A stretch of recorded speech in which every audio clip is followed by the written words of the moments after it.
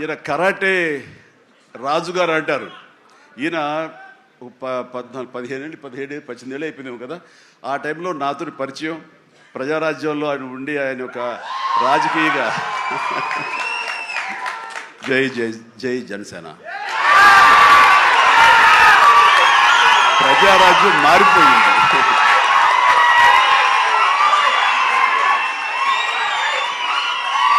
ప్రజారాజ్యం రూపాంతరం చెందింది జనసేనగా.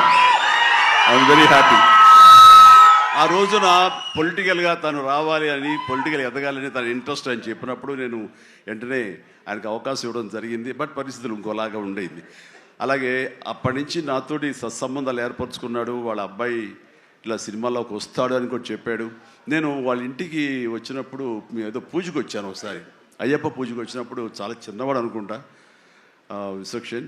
బట్ మరి ఎట్లా తనలో ట్రిగ్గర్ అయిందో, మరి అంత దూరంలో ఉన్న హాలీవుడ్లో ఉండి హైదరాబాద్లో సినిమాల్ని ఎలాగ ఆకర్షితులు అయ్యో తెలియదు. ఇంత నువ్వేనో అన్నమాట.